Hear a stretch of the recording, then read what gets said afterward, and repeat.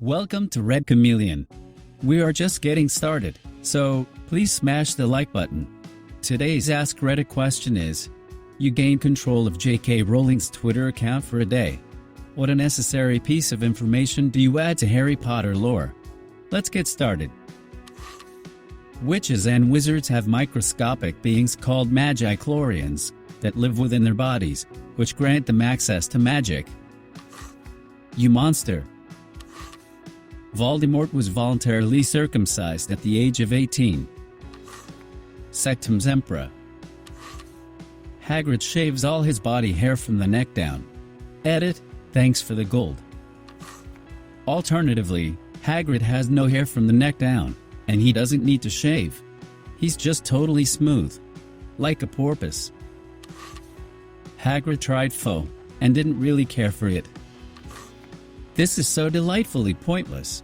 I love it. Voldemort doesn't have a beehole after resurrection. He's like a smooth Ken doll down there. I don't think I could best a post she made about wizards disappearing their poo with magic, before muggles invented toilets. We know they were apparating it from the inside. Where it landed, nobody knows, but it probably gained sentience and mutated into a creature that only Hagrid could love. There's a witch writer called K.J. Rowling, famous for her Muggle book series Harold Rogers, where the protagonist engages in wacky Muggle adventures.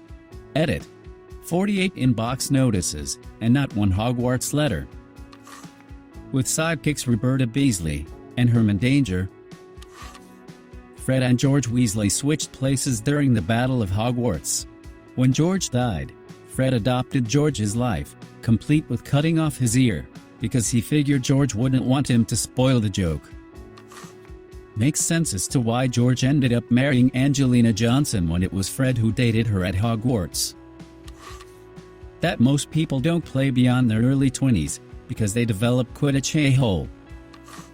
Every so often a player has to retire because a snitch goes somewhere where you don't usually want a vibrating golden orb, and frankly, there's no returning from that ignominy.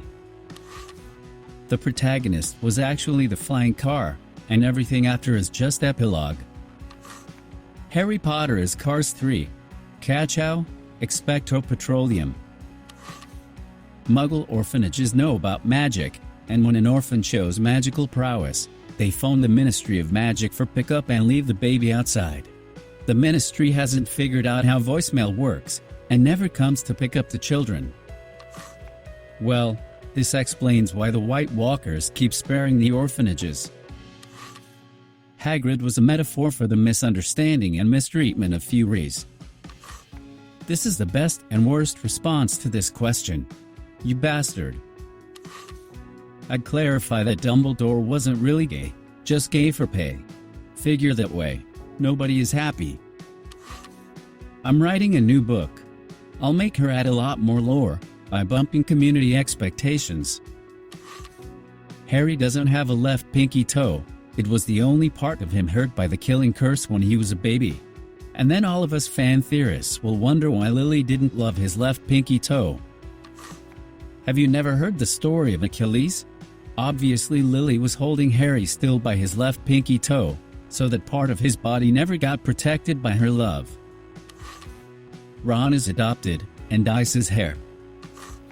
Molly sneaks into his room at night to maintain the spell that keeps him ginger. Hermione was actually a collective delusion shared by Harry and Ron. And Crumb went with it because he's hugely unstable. Harry frequently entered the girls' dormitory. How Hermione really loved pegging Ron after they got married. Snape was a stamp collector. This is the real reason James Potter bullied him. Buckbeak was a metaphor. When you're using the invisible cloak, you're not actually invisible. You're naked. They just choose to ignore you as to not make things awkward. That explains why Fudge and Malfoy send Hagrid straight to Azkaban, without a trial in Book 2 when they walk into Hagrid's hut, while Harry and Ron were hiding. Harry was originally supposed to be Latino. Harry's favorite finger, for no particular reason, is his left index finger. Also, inexplicably, that's Ginny's as well. In order to have the feast so lovingly described, house elves of Hogwarts had perfected the art of reusing leftovers multiple times. They secretly go to cheap restaurants and learn from muggles. Recently they discovered internet, and now Dean Thomas's mother prints out for them every tip and trick she can find at Frugal Living blogs. Twilight is absolutely in the same universe. Buckbeak is an animagus who is fully intelligent and capable of turning back into a human at any time, but doesn't because it's his fetish. Underneath the robe, Professor McGonagall is actually two twin dwarfs standing on each other's shoulders. They take turns being on top so the other doesn't get tired. I would like one alcohol, please. At the cauldron, Voldemort was rebirthed enduring Goblet of Fire, used to belong to Horace Slughorn. It was gifted to his favorite student, Tom Riddle, the year Riddle left Hogwarts. I actually kinda like this one. Make the fan theory that the surviving Weasley twin becomes the Gene Wilder Willy Wonka later in life. And that leads to the whole Willy Wonka is a prequel to Snowpiercer theory. The reason Dumbledore didn't bring back Harry's parents with the time turner is because Dumbledore always wanted a son of his own, but then changed his mind a few years later and dumped him at the Dursleys. There's a solid book that could be written about Dumbledore's attempts to defeat Voldemort through time travel. In the end, he had to choose to sacrifice his own life to make sure it happened. The composition of the wand means nothing. A wizard could use a plastic drinking straw and it would work just fine, as long as they expect it to work.